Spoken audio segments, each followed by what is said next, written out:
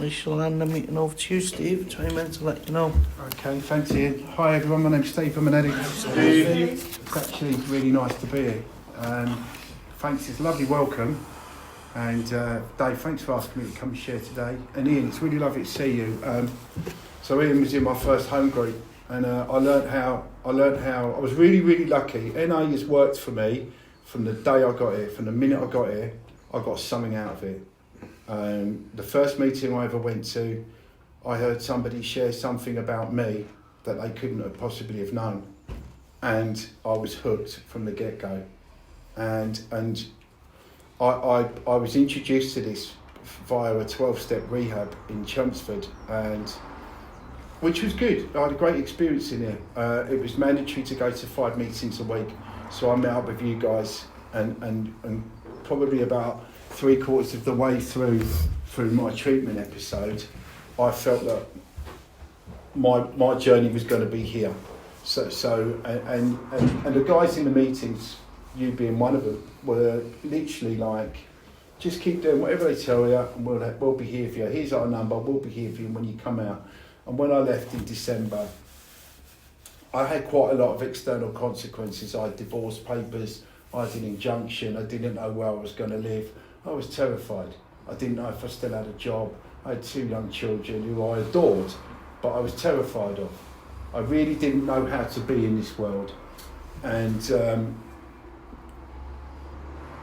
the guys in the meetings just reached out to me and grabbed me and said, let's just do this, let's just do this, let's just do this.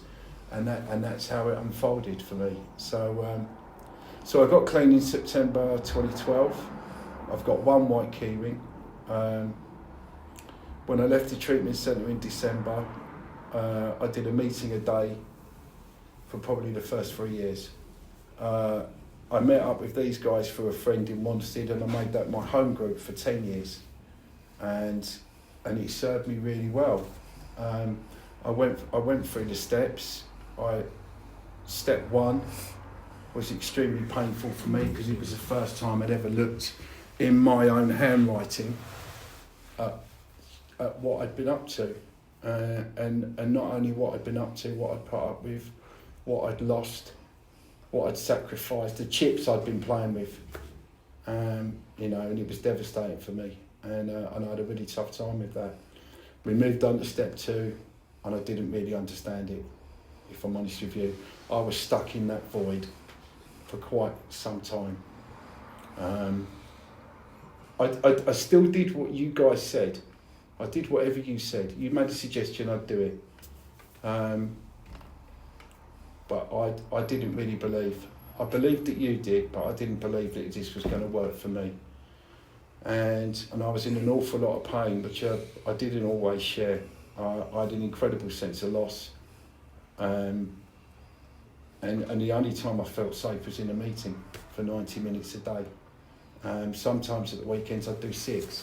I'd go to Saturday morning, I'd go to Southend, then I'd go to Brentwood in the afternoon at 2 o'clock, and then I'd drive up to Bow. And on Sundays I'd be in Euston, then I'd be at Shoreditch, and then I'd go over to Corringham, just so I'd be okay. And that's how it was for me, and it worked really well. So anyway, we're going through the steps. I got to step 3, and I started to see that there were things about me that I hadn't realised before. Like, I'm quite controlling. It's really important that I get my own way. I feel quite uneasy. I didn't know this about myself. And my sponsor said to me, "There's a lot here on offer. Do you want to find out why?" And I was like, "Well, yeah." He went, "Well, let's move on to step 4 then." Which I looked at and I just thought, "Oh, that's a confession. That's just a confession," because I couldn't think any other way at that point. The world was very hostile to me. It was very threatening. I'd been reading the room since I was 3 years old, and my coping strategies were very childlike. So there was no way that I was going to write all that down and not think of it as a confession. So but I did it. I did it to the best of my current ability. I tried my hardest to come out of it sounding all right, but it's like step step 4 and 5 are really funny. They tricked me. I thought it was about confessing, and then we talk about in step 5 the exact nature of my wrongs, which isn't really anything to do with what I'd written. And I'm like, fucking hell. So I'd unwittingly like shown myself, but in a way that I'd never shown myself before. And I found that part of it fascinating. And this was now blueprinted me, because I can work all the other steps, but I can't work step 5, because step 5 just is for me. It's a set of information about me. And I need that information to move forward. So I have this info, and now my sponsor's saying to me, we'll probably want to start doing regular inventory now, because you've had a look at yourself and it's a good idea to keep us going. I didn't do any of that. I carried on going to meetings. I felt reassured that I'd done this major part, this major step 4 was like the boogeyman back in those days. And I just parked it up in a drawer and carried on with my life. There was some external things going on. I was about to leave a job that I was in. I worked in finance in the city. I was about to leave that to start a business of my own, and I was all quite excited about that. And I know in step 2 it talks about social acceptability doesn't equal recovery. I totally bought that all. That became my higher power, and I was just off and running with that. And everybody's giving me affirmation, and I hadn't really looked at the cracks that were still there. You know, I'd put down the drugs, but I hadn't really looked at the why. And so I carried on the path that I was on, and things went quite well for me, you know, and you know, the business, I got the business off the ground, and this happened, and it sort of protected me from having to look at myself. And you know, I started, you know, the divorce got finalised.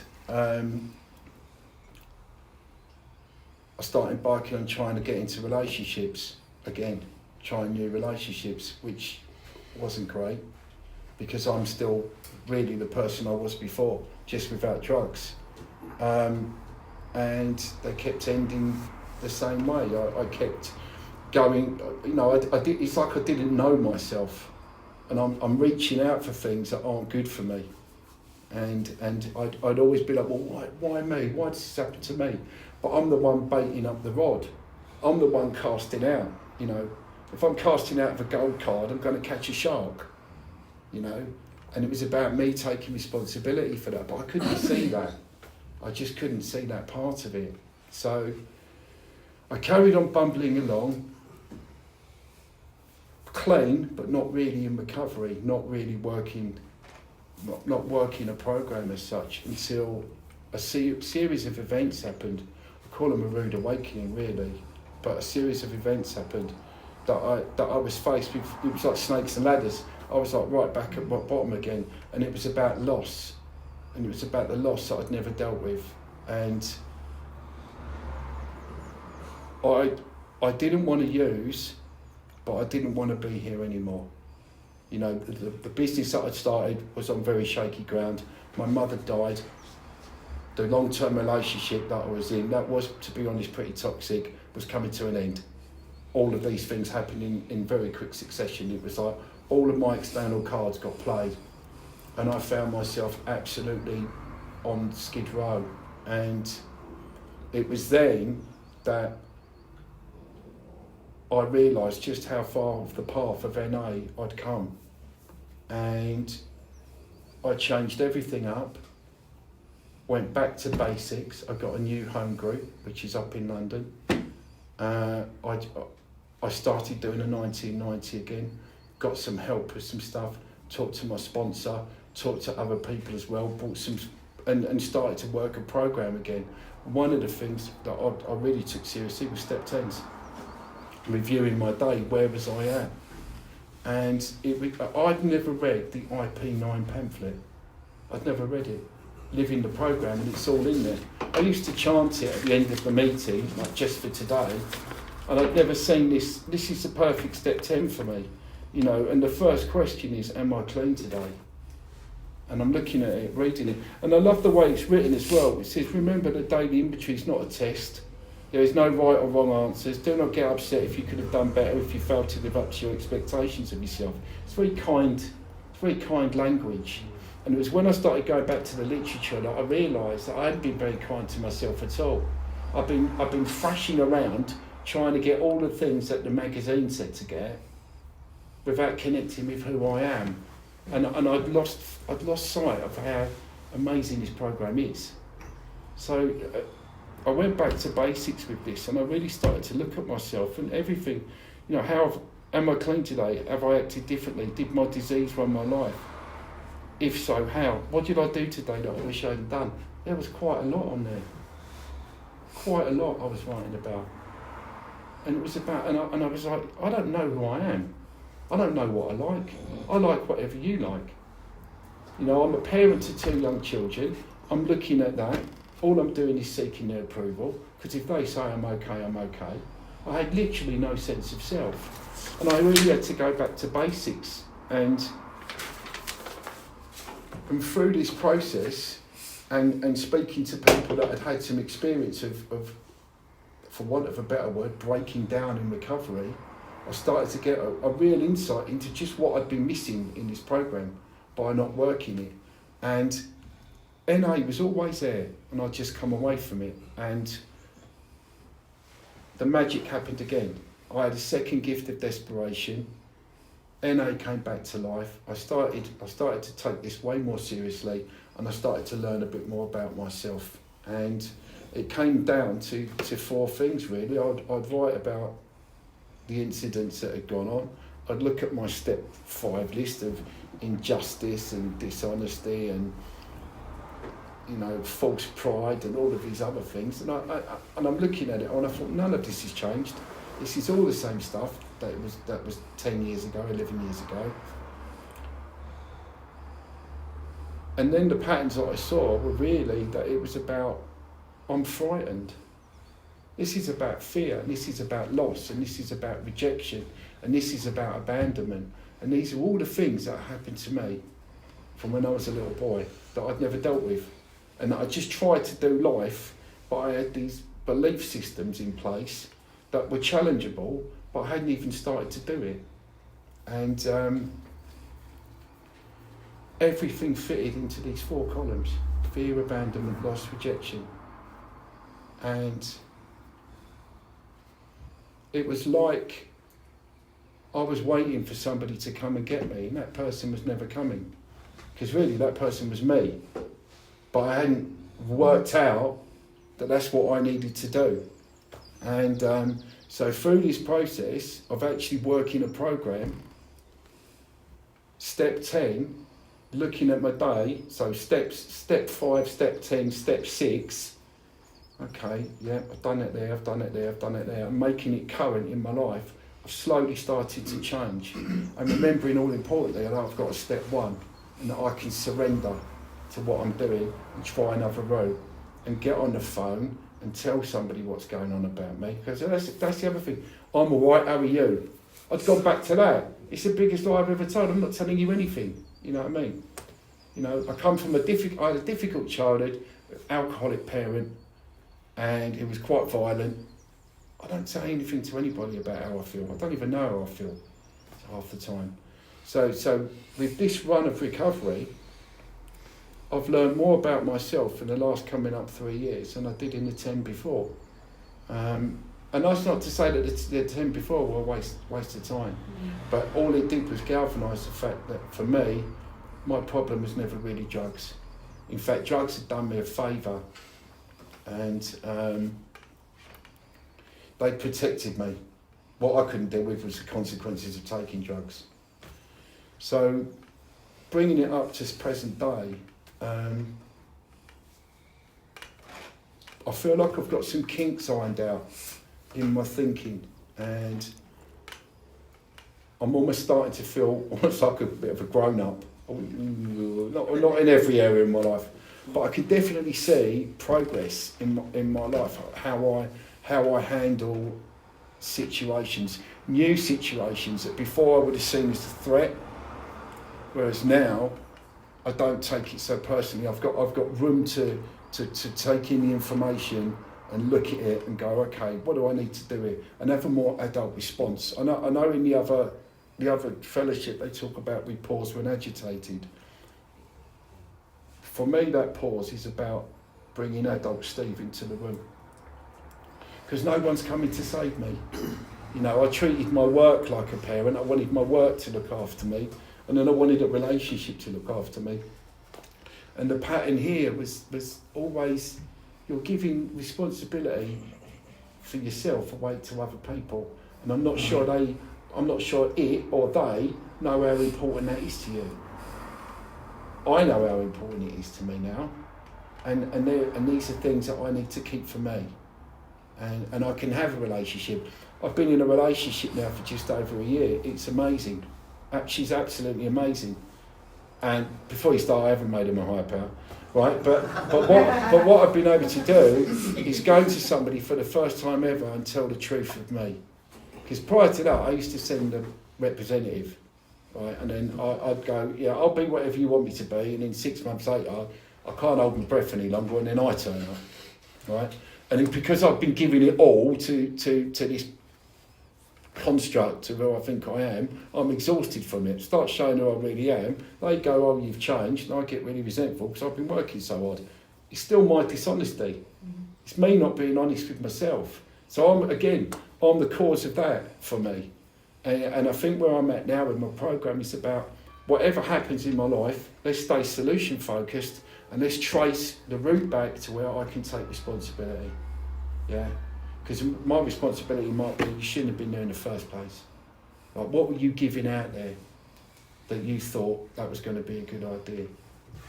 You know, because people are just people. But I used to be 21 different people to 21 different people. And now I find I've got a bit more consistency about who I am. I know what's important to me. You know, I try and be a good dad. I try and be there for my kids. But when I came in, I'm riddled with trying to seek approval. So trying to be a good dad when you're an approval seeker is really hard. Because all you want is their validation. So it's trying to get that, you know, I wanted to make their life like California. It's 78 degrees, nothing ever happens. Sounds like my using, really, right? But that's not being a good parent. Being a good parent might be go to your room. Being a good parent might be get your grains. Being a good parent is you are going to do your homework. And they were totally alien concepts to me because I just wanted them to like me. So by not doing the work, I was being ineffective. And where I've grown up a bit over the last 3 years, it allows me that space to go, what's the right thing for them 5 years from now, 10 years from now? You know, both my kids are going through their exams. You know, and they're quite stressed about it, thanks. They're quite stressed about it, and I've got to be there for them. You know, I can't be going, you're coming to stay with me no matter what. No. It's like, what do you need? What do you need? You know, I'll try and be whatever you need me to be. You know, if you need support with your homework, I'll try and get you a tutor. I'll try and answer the questions myself, but I might not be able to. But I'll get you whatever you can. But I will support you in any way I can. You know, if you're not coming to stay with me this weekend, okay, do what you need to do. Just try to be a bit more adult about it. I've got no doubt in my mind that they love me. No doubt in my mind whatsoever. No doubt in my mind that I'm really important to them. And that's enough, you know. So, you know, as I say, even stuff like my diet. Starting to look at my diet. It's like, through this process of looking at myself, what are my needs, staying present, it's like, I've lost a load of weight. And it's like, because I'm not binging on food because I've had a feeding. I'm actually a bit more present. And I think, you know, because it's my job to look after myself because my kids need me around. You know? It's all well and good saying I'll do anything for them when I'm launching into my third Big Mac. I need to be here, I need to be present. I go to the gym, I try and stay fit. I want to be an active dad. I turned 54 2 weeks ago. You know, I want to try and be here for as long as I can. Because for the first time ever, I actually like my life. You know, if we all threw our problems into the middle and someone said go, I'd grab all mine back. There's no one else I want to be anymore. And I spent my whole life trying to be someone else. I mean, you know, I spent probably the first 30 years of my life like Mr. Bean. I'd just go around being like, yeah, you know, put that outfit on, put that character on, do this, do that. I had no idea who I was.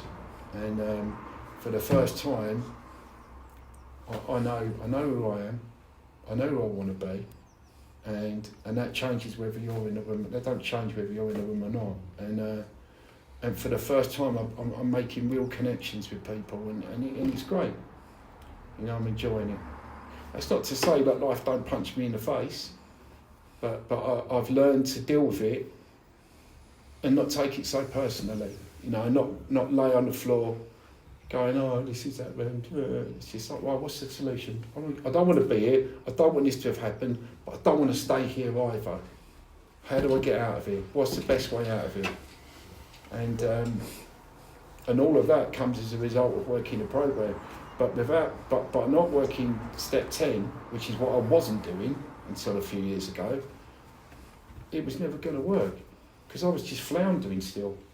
You know, every time I had a feeling, you know, go at this, go at that, da da da da da. Being a state of anguish all the time. So, and then finding something that would give me a thrill-seeking behaviour, which is nearly always destructive. It's driving fast, dodgy relationships, spending money. There's no recovery in that, you know. So it's. I'm thankful to say at the moment that stuff's a little bit better, but trying to stay on top of where I'm at, whether I feel good or bad.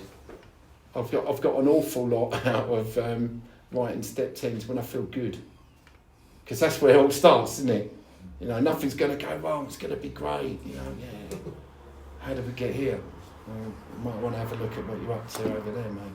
But it's been.